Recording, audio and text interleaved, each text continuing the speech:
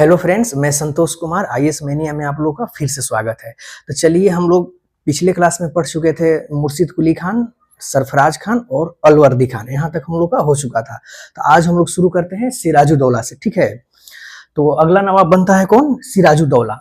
1756 से लेकर 57 तक बनता है। और ये सिराजुद्दौला जो था ये अमीना बेगम का लड़का था, ठीक है। इसके बारे में हम लोग पिछले क्लास में चर्चा कर चुके हैं, यानी ये अमीना बेगम का लड़का था। तो जब सिराजुद्दौला गद्दी पर बैठता है, तो जब जैसे ही गद्दी पर बैठता है, कहा जाता है कि एक तरह से देखा जाए तो सिराजुद्दौला में धैर्य की कमी थी, ठीक है। तो पहले हम लोग देख लेते हैं। पहला बात है कि युवा नवाब था। ये नवाब युवा था एकदम, ठीक है। डायनेमिक था, एकदम डायनेमिक था। मतलब कहा जाता है कि मतलब इतना जल्दी जल्दी एक्शन लेता था कि बाकी लोगों को समझ में नहीं आता था, इसके अपने आदमी को भी समझ में नहीं आता था कि सिराज आगे क्या करेंगे, ठीक है। तो डायनेमिक था, ठीक है। और इसमें कमियां जो थी, अधीरता का शिकार था एकदम, मतलब अधीर, मतलब कोई इसको लेना देना नहीं था, जो करना है कर डालो, ठीक है। दूसरा, इसमें अनुभव की कमी, यानी सिराजुद्दौला में अनुभव की कमी भी था, ठीक है। यानी लैक ऑफ अवेयरनेस, उतना भी ज्यादा इसके पास नॉलेज नहीं था, युद्ध के कला में वो दक्ष नहीं था। और अगले बात है कि ये बहुत ज्यादा क्रोधी था। ये मतलब हर एक बात पर क्रोध करना जानता था, ठीक है। तो आप लोग भी जानते होंगे कि हर एक बात पर क्रोध करना कितना नुकसानदायक हो सकता है, ठीक है। और यही बात सिराजुद्दौला के साथ लागू हुआ, ठीक है। अब इसमें एक और बात है कि सिराजुद्दौला का इसमें प्रतिद्वंदी भी थे, ठीक है। यानी इसके विरोध करने वाले अपने ही थे। पहले थे इसमें शौकत जंग, और दूसरी है घसीटी बेगम। जो घसीटी बेगम इसकी मौसी लगेगी, और ये शौकत जंग, ये सिराजुद्दौला के दोनों क्या थे? प्रतिद्वंदी थे। मतलब दोनों नहीं चाहते थे कि सिराज के यानी सिराजुद्दौला क्या हो, कि बंगाल के नवाब बने, ठीक है। धीरे धीरे क्या होता है कि देखिए, सिराजुद्दौला अंग्रेजों से इसलिए भी नाराज था क्योंकि जब सिराजुद्दौला नवाब बनता है तो अंग्रेज इससे मिलने नहीं आते हैं, नहीं इसको नजराना भेंट करते हैं। मतलब सिराजुद्दौला के वैल्यू ही नहीं देते हैं अंग्रेज, कि ठीक है नवाब बना बना और क्या, हमको अपने से मतलब है। लेकिन सिराजुद्दौला एक तरह से अहमी व्यक्ति था। मतलब वो सोचता था कि अरे भाई, हम गद्दी पर बैठे हैं, यानी बंगाल के नवाब बने हैं, तो कम से कम आकर हमसे तो मिल लो, नजराना। और भी जैसे कंपनियां थी, जैसे फ्रांसीसी थी, डच थे, ये लोग जो थे सिराजुद्दौला को हमेशा नजराना भेंट किया करते थे। लेकिन ये ब्रिटिश क्या किए? इसको नजराना भेंट नहीं किए, नहीं इससे आकर मिले, ठीक है। और कहा जाता है कि पीठ पीछे इसकी बुराई भी चलती थी, यानी अंग्रेज इसका बुराई भी करते थे, जो सिराजुद्दौला को अच्छा नहीं लगता था। अब शुरू यहां से होता है, फोर्ट विलियम से शुरू होता है, ठीक है। एकदम ध्यान से सुनिएगा, यहां से क्वेश्चंस हमेशा बनते हैं, पीटी हो या मेंस हो, क्वेश्चंस यहां से हमेशा बनते हैं, ठीक है। क्योंकि बंगाल हमारे लिए बहुत ही इंपॉर्टेंट है, और उस समय का बंगाल प्रांत को सोने की चिड़िया कहा जाता था, हम लोग पहले भी जान चुके हैं। देखिए, कलकत्ता फोर्ट विलियम का जो गवर्नर था उसका नाम था रोजर डेक। जो कलकत्ता जो फोर्ट विलियम था, अभी भी वहां पर है, उसका उस समय का जो गवर्नर था उसका नाम था रोजर डेक नाम था, ठीक है। ध्यान रखिएगा नाम, ये क्वेश्चन पूछा हुआ है, रोजर डेक। इसने नवाब की अनुमति के बिना किलेबंदी शुरू कर दी। मतलब नवाब अनुमति भी नहीं देता है और ये किलाबंदी वहां पर शुरू कर दिया। मान के चलिए कि आप लोग किसी के मकान में रह रहे हैं, ठीक है, रेंटर के तौर पर, और आप उसके मकान के छत पर जाकर एक और बिना उससे पूछे हुए बिल्डिंग खड़ा कर देंगे, तो उससे मकान मालिक को तो खैर गुस्सा तो होगा ही ना, कि यार भाई, तुम बिना पूछे हुए हमसे बिल्डिंग क्यों खड़ा कर दिए, अगला कमरा क्यों बना लिए मेरे ही छत पर है, ठीक है। तो यही हाल किया था कौन? रोजर डेक, ठीक है। बिना पूछे हुए ही क्या कर दिया? किलाबंदी कर दिया। अगला पॉइंट है, सिराजुद्दौला ने फोर्ट विलियम पर हमला कर दिया। सिराजुद्दौला क्या किया, जैसे ही पता चला कि अरे ये तो किलाबंदी कर दी, उसी समय सिराजुद्दौला उस पर फोर्ट विलियम पर हमला कर दिया, और वहां से रोजर डेक को भागना पड़ा। क्योंकि अभी तक देखा जाए तो कंपनी की इतनी औकात नहीं थी कि डायरेक्ट बंगाल पर अटैक कर दे, ठीक है। करेंगे ये लोग, धीरे धीरे करेंगे। वहां से क्या होता है कि रोजर डेक भाग जाता है, और रोजर डेक भागकर एक आइलैंड पर शरण लिया। रोजर डेक वहां से भागे और जाकर एक आइलैंड पर जाकर वहां पर क्या हुआ? शरण लिया, वहीं पर जाकर रहा। उसके बाद सिराजुद्दौला ने फोर्ट विलियम पर कब्जा कर लिया, तथा फोर्ट विलियम का चार्ज एक सिविल अधिकारी मानिकचंद को दिया, जो सिराज की भूल थी। जैसे ही वहां पर कब्जा करता है, फोर्ट विलियम पर कब्जा करने के बाद सिराजुद्दौला क्या करता है कि एक अधिकारी थे जिनका नाम था मानिकचंद को उसका कार्यभार सौंप दिया, ठीक है। लेकिन वो एक अधिकारी थे, सिराजुद्दौला यहीं पर भूल करता है। वहां पर उसको क्या जरूरत है, ये मानिकचंद को वहां पर क्या जरूरत है उनका मतलब अधिकार देने का, प्रभारी बनाने का? वहां पर सिराजुद्दौला चाहता तो वहां पर मिलिट्री लगा देता अपना, अगर अपना मिलिट्री सिराजुद्दौला वहां पर लगा देता तो ये जगह क्या होता, पूरी तरीका से सुरक्षित हो जाता। लेकिन ये एक ब्रिटिश अधिकारी मतलब एक अधिकारी को जो मानिकचंद थे वहां पर उनका प्रभार दे देता है। अब आप लोग समझ सकते हैं कि अधिकारी लोग भ्रष्ट तो होते ही हैं, पैसा मिल जाएगा जिधर वो लोग चले जाएंगे, ठीक है। तो ये इसकी सबसे बड़ी भूल थी। सिराजदौला का देखा जाए तो मतलब बहुत बहुत ज्यादा यहाँ पर भूल थी, ठीक है। अगला पॉइंट है, रोजर डेक और कंपनी ने साउथ में गुहार लगाई, और अब जैसे ही सिराजुद्दौला वहां से ये रोजर डेक वहां से भाग जाता है, भागने के बाद सीधे कहां चला जाता है, साउथ में चला जाता है, चेन्नई साइड। और वहां का कर्नाटक विजेता रॉबर्ट क्लाइव, हम लोग कर्नाटक के बारे में पढ़ चुके थे, रॉबर्ट क्लाइव वहीं पर रहता है, और वहीं से रॉबर्ट क्लाइव को गवर्नर बनाकर बंगाल भेजा जाता है, ठीक है। और देखा जाए तो रॉबर्ट क्लाइव जब ये ब्रिटेन से चला था तो उस समय एक क्लर्क की हैसियत से चला था, क्लर्क था ये, और क्लर्क से सीधे क्या बन जाता है, ये वहां मतलब बंगाल का गवर्नर जनरल बन जाता है, ठीक है। तो चलिए हम लोग आगे देखते हैं। अगला है, बंगाल में क्लाइव तथा कलकत्ता पर अधिकार करने के लिए षड्यंत्र, यानी बंगाल में क्लाइव तथा कलकत्ता पर अधिकार करने के लिए षड्यंत्र। फिर क्लाइव कहां आ जाता है, बंगाल आ जाता है, और बंगाल आने के बाद उसको कलकत्ता पर अधिकार करना था। तो एक तरह से देखा जाए तो रॉबर्ट क्लाइव बहुत ही कूटनीतिक व्यक्ति था, ठीक है, उसको कूटनीतिक में मतलब महारत हासिल थी। अब बंगाल पर उसको अधिकार करना है तो अब कुछ तो चाल चलेगा वो। अब वही चाल क्या चलता है, अब क्या करता है रॉबर्ट क्लाइव ने क्या करता है कि बंगाल के विभीषणों को बुलाता है। विभीषण आप लोग समझ सकते हैं, यानी बंगाल के विभीषणों को बुलाता है। उसमें से पहला विभीषण है, उसका नाम है सैन्य प्रमुख। वो सैन्य प्रमुख था जिसका नाम है मीर जाफर, ठीक है, मीर जाफर है। अब रॉबर्ट क्लाइव मीर जाफर को लालच देता है कि आप क्या हैं, तो जाफर बोलता है कि मैं यहाँ का सेनापति हूँ। तो क्लाइव उससे कहता है कि अरे भाई तुम सेनापति जैसा नहीं, तुम राजा जैसा लगते हो, तुमको राजा बनना है। तो जाफर कहता है कि हाँ साहब, मतलब राजा कौन नहीं बनना चाहेगा, मैं भी बनना चाहूंगा। बोला कि ठीक है, मेरा काम करोगे। तो जाफर बोलता है कि ठीक है, जो काम बोले हम आपके लिए हमेशा तत्पर रहेंगे। बोलता है ठीक है, अभी शांत रहो, बस तुमको सिर्फ हमारा साथ देना है, ठीक है। तो मीर जाफर को अपने तरफ क्लाइव मिला लेता है, क्या झांसा देकर, ये आपको मैं राजा बनाऊंगा, और आगे चल के राजा बनाता भी है, ठीक है। दूसरे हैं कलकत्ता का प्रभारी, जिनका नाम है मानिकचंद। कलकत्ता का प्रभारी कौन है, मानिकचंद है। मानिकचंद को भी अपने तरफ मिला लेता है, और यही मानिकचंद देखिए जिसको सिराजुद्दौला क्या किया था, फोर्ट विलियम का मतलब उसका अधिकार सौंप दिया था। अब जैसे ही कलकत्ता का प्रभारी मानिकचंद को रॉबर्ट क्लाइव अपने तरफ मिला लेता है, तो मिलाएगा तो क्या होगा, फोर्ट विलियम भी रॉबर्ट क्लाइव के हाथ में आ जाएगा, क्योंकि फोर्ट विलियम का ये प्रभारी था, ठीक है। अगले हैं व्यक्ति हैं, पूंजीपति व्यक्ति हैं, जिनका नाम था अमीचंद। अब अमीचंद को अपने तरफ मिलाता है रॉबर्ट क्लाइव, बोलता है कि आपको क्या चाहिए। तो अमीचंद साहब बोलते हैं कि जो आपकी मर्जी आप हमको दे दीजिएगा। तो क्लाइव बोलता है कि ठीक है, बंगाल को जीतने के बाद इसका खजाने का 50% आपको दे दिया जाएगा। इससे अमीचंद और खुश हो जाते हैं और बोलते हैं कि ठीक है, जो आप बोलिएगा मैं आपके लिए हमेशा काम करूंगा, ठीक है। अगले हैं बैंकर थे जगत सेठ को भी अपने तरफ कर लिया जाता है। और जगत सेठ उस समय का समझ लीजिए कि Bill Gates, Ambani, Elon Musk, Warren Buffett सब थे, मतलब इतने धनी व्यक्ति थे। आज भी इनका महल वहां पर कलकत्ता में आपको देखने के लिए मिल जाएगा, जो इनका हवेली है, ठीक है। तो बहुत ही धनी व्यक्ति थे ये। अगले एक व्यापारी थे जिनका नाम था राय दुर्लभ। अब राय दुर्लभ जो व्यापारी थे, रॉबर्ट क्लाइव उनको भी बोलता है कि ठीक है, आप हमारे तरफ आ जाइए, आपको क्या चाहिए। तो दुर्लभ साहब बोलते हैं कि कुछ नहीं चाहिए साहब, हमको ट्रेड में छूट दे दीजिएगा, ठीक है, यानी जो व्यापार हम करते हैं उसमें आप टैक्स नहीं लगाइएगा, ठीक है। रॉबर्ट क्लाइव बोलता है कि ठीक है बस।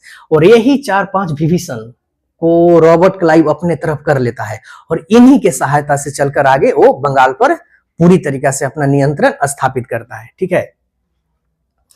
अब जैसे ही ये होता है, अब उसको सिराजुद्दौला को भी बदनाम करना था, क्योंकि ये लोग तो अपने तरफ कर लिया। सिराजुद्दौला को कानो खबर कुछ पता नहीं था, क्योंकि सभी लोग ये सैन्य प्रमुख सिराजुद्दौला का ही है, लेकिन ये तो मिल चुका है क्लाइव के तरफ। तो सिराजुद्दौला को इसके बारे में कुछ पता नहीं है कि मेरे अपने ही आदमी हमको आगे चल के धोखा देने वाले हैं। देखिए क्या होता है कि बाद में क्लाइव ने एक कहानी फैलाई जिसे ब्लैक होल या काल कोठरी के नाम से जाना जाता है, ठीक है। बाद में क्या होता है कि रॉबर्ट क्लाइव सोचता है कि अब ये सिराजुद्दौला को बदनाम किया जाए। तो कहा जाता है कि जैसे ही ये लोग भागकर एक आइलैंड पर शरण लिए थे, वहीं पर एक द्वीप है, फुल्टा द्वीप, और 16 जून 1756 56 को ये हॉलवेल नामक एक व्यक्ति, जो अंग्रेज का ही व्यक्ति था, हॉलवेल, और आगे चलकर ये हॉलवेल गवर्नर जनरल भी बनता है, यानी गवर्नर बनता है बंगाल का, ठीक है। तो हॉलवेल क्या कहानी करता है कि हमको सिराजुद्दौला के आदमियों ने हम लोगों के आइलैंड पर ले जाकर एक, देखिएगा ये, ध्यान से देखिएगा ये, 18 फीट लंबा तथा 14 फीट चौड़ा एक छोटा सा कमरा में 146 लोगों को बंद कर दिया गया था, ठीक है। और उसके अगले दिन बाद उस कमरा का दरवाजा खोला गया, जिसमें से मात्र 23 व्यक्ति जीवित, मतलब 23 व्यक्ति जीवित बचे थे, बाकी 123 की मृत्यु हो गई थी। ये हॉलवेल सिर्फ यही बताता है, बाकी और कहीं भी इतिहास में इसकी, यानी काल कोठरी की चर्चा नहीं मिलती है। काल कोठरी या इसको ब्लैक होल की घटना भी बोलते हैं, ठीक है। सिर्फ हॉलवेल इसका उजागर करता है, बाकी और भी कोई इतिहासकार इसके बारे में कोई चर्चा नहीं करते हैं। इस तरह से इसको कहा जाता है कि एक तरह से ये अंग्रेज मनगढ़ंत कहानी बनाए थे, जिससे सिराजुद्दौला के प्रति और लोगों की, मतलब नहीं होता है कि थोड़ा सा लोग उसको गलत नजर से देखें, ठीक है। अब इस घटना में ब्रिटेन में इन्हें मोरल सपोर्ट मिला। अब ये घटना जैसे ही घटा कि अरे भाई, सिराजुद्दौला इतना हत्यारा आदमी है कि बताइए, एक कोठरी में, जून का महीना था, बंगाल, आप समझ सकते हैं कि जून के महीने में कितनी गर्मी पड़ती है, ठीक है। और उसमें 146 लोगों को ठूस ठूस कर रखा गया, और अगले दिन जब खोला गया तो 23, सिर्फ 23 ही बचे थे, बाकी 123 मर चुके थे, ठीक है। तो एक तरह से ये घटना जो थी मनगढ़ंत घटना थी, इसके बारे में कहीं चर्चा नहीं है, सिर्फ हॉलवेल इसकी जानकारी देता है।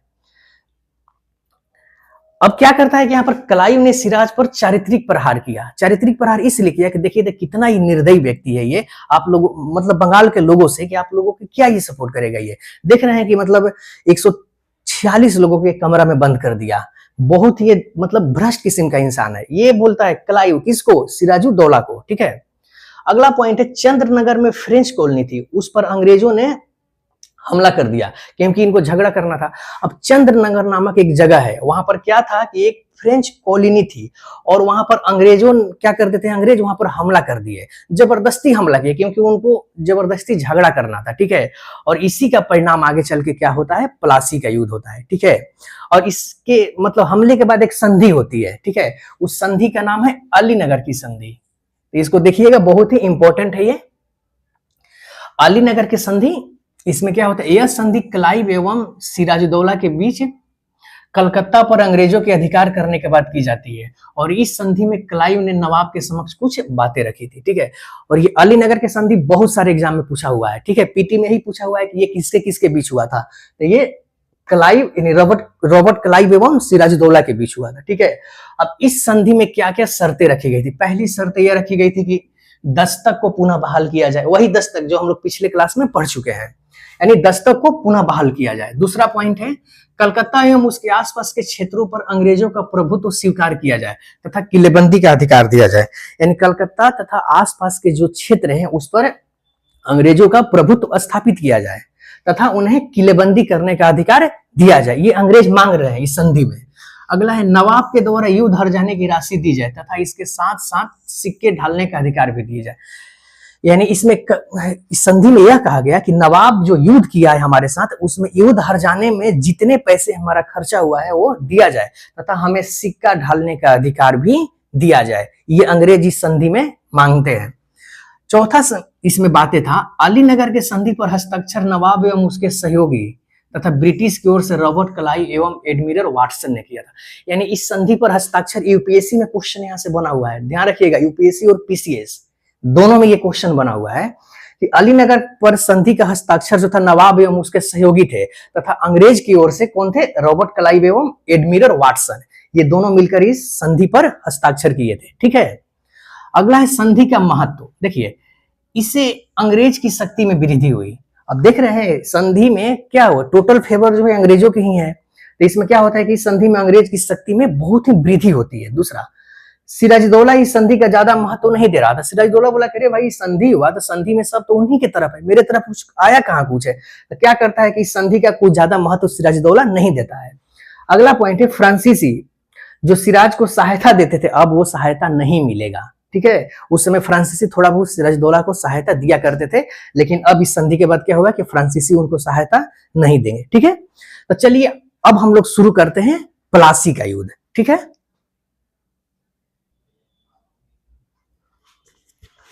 चलिए, तो हम लोग प्लासी देखते हैं। प्लासी का युद्ध 1757 में, यानी 23 जून 1757 को प्लासी का युद्ध हुआ था। तो हम लोग को प्लासी का युद्ध आज शुरू करना है। देखिए, तो सबसे पहले प्लासी का युद्ध होने से पहले हम लोग देखिए इसका आखिर बना कहाँ, युद्ध होने का आखिर कहाँ से शुरू हुआ। तो ये था ना, चंद्रनगर में फ्रेंच कॉलोनी थी, उस पर अंग्रेजों ने हमला कर दिया, क्योंकि अंग्रेजों को झगड़ा करना था। ठीक है, जबरदस्ती सिराज से अंग्रेज को झगड़ा करना था। और वो कॉलोनी कौन सी थी? फ्रेंच कॉलोनी थी। तो इसको हम लोग ऐसे समझ लेते हैं। ठीक है, मान लीजिए कि आप लोग मकान मालिक हैं, ठीक है, और आपके मकान में 2 किराएदार रह रहे हैं। एक मानिए कि एक लालू जी रह रहे हैं, लालू यादव जी, और दूसरे योगी जी रह रहे हैं। ठीक है, अब लालू यादव जी को आपसे झगड़ा करना है। ठीक है, तो जब लालू यादव जी को आपसे झगड़ा करना है तो क्या किए कि योगी जी को कॉलर पकड़ के टांग लिए। ठीक है, कि चलो मकान से निकलो तुम। अब योगी जी भागते हुए किसके पास जाएंगे? मकान मालिक के पास जाएंगे कि भाई आप मकान मालिक हो और लालू यादव जी हमको कॉलर पकड़ के भगा रहे हैं, ये तो आपके संप्रभुता पर खतरा है। ठीक है, तो यही बात सिराजुद्दौला के साथ हुआ था। ये खैर हम आप लोग को आपको समझाने के लिए कहे थे। ठीक है, तो प्लासी का युद्ध होता है 23 जून 1757 ईस्वी को। ठीक है, और इसमें कहा जाता है कि हम लोग पहले ही पढ़ लिए हैं कि सिराजुद्दौला के जितने भी आदमी थे सभी लोग अंग्रेजों से मिल चुके थे। यानी मीर जाफर हो गए, मानिक चंद हो गए, अमित चंद हो गए, बैंकर जगत सेठ हो गए, यानी जितने भी लोग थे सभी क्या हो गए? सिराजुद्दौला के हाथ छोड़ दिए। ठीक है, और अंग्रेजों के साथ हो लिए।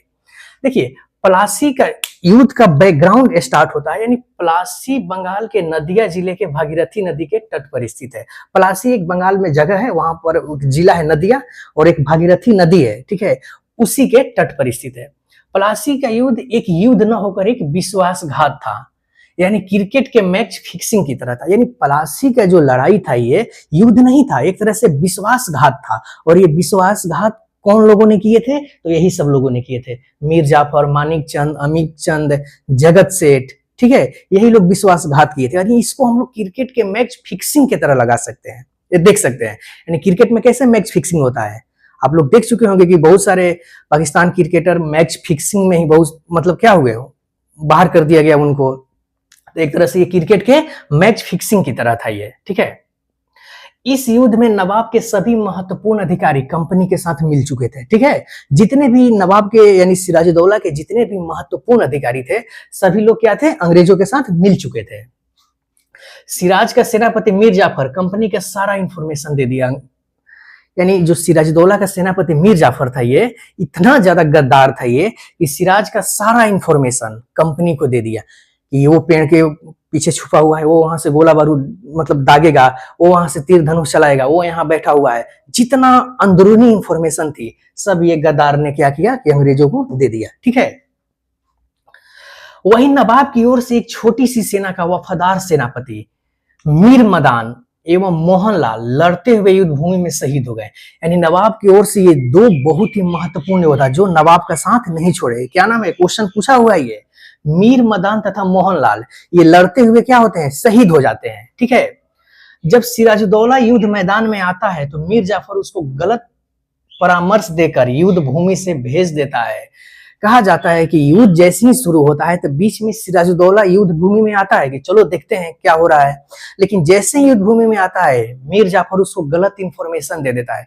अरे राजा आप कहाँ, आप नवाब हैं और ये छोटी मोटी लड़ाई है, इसको मैं यूं ही निपटा दूंगा, यहाँ पर आपके आने की जरूरत नहीं है। और यही सिराजुद्दौला भूल करता है। ठीक है, यहीं ऊपर उसकी अनुभव की कमी बताता है और वो युद्ध भूमि छोड़कर चला जाता है।